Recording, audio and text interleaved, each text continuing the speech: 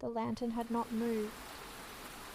It still stood at the edge of the woods exactly where she'd first seen it, flickering faintly, as if it had always been there, as if it were waiting. Elara hadn't slept well. The rain had softened overnight, but it was still falling.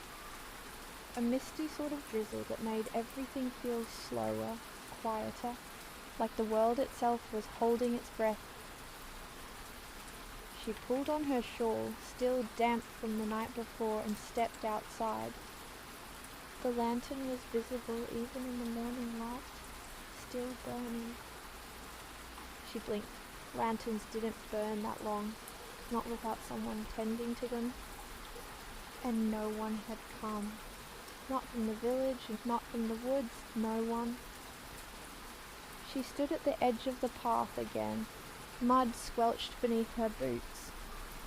The trees across the way were still thick with fog, but the flame was visible, warm, unwavering. That part of the woods had always made people uneasy. Too quiet, too old, things echoed differently there. And yet, there it was, a single beckoning glow. Elara crossed her arms and sighed. She didn't have time for riddles this morning. Her grandmother's tea shop still needed firewood, and the bread hadn't risen right. She turned to leave the pool. There, in the trees, a movement. Subtle, like the air itself shifting. She froze. It wasn't an animal. The shape was wrong, taller, slower, almost hesitant. She squinted into the mist, but the figure, whatever it had been, was gone. Just the lantern remained. She didn't tell anyone, not yet. People in the village had a way of letting stories get away from them, and Elara wasn't about to be the girl who cried shadow before breakfast. But something felt different now. Off-kilter. All day she kept glancing out the back window of the shop, watching for the flame. It never flickered, it never faded. That evening she waited until the last customer had gone, until her grandmother had fallen asleep beside the fire, with her book tilted across her chest. She wrapped herself in her heaviest cloak and took a candle of her own and stepped out into the drizzle. The woods were silent, no birds, no wind, only the hush of rain through leaves and the crunch of earth beneath her steps. She reached the tree line, the place where the village path ended and the forest truly began. The lantern stood a few feet in, closer now. Elara hesitated, then crossed the threshold. The air changed immediately, cooler, heavier, as if the trees held their breath. The lantern was resting on a short stone pedestal, one she'd never noticed before. It was smooth, round, almost like an altar, moss-covered, old.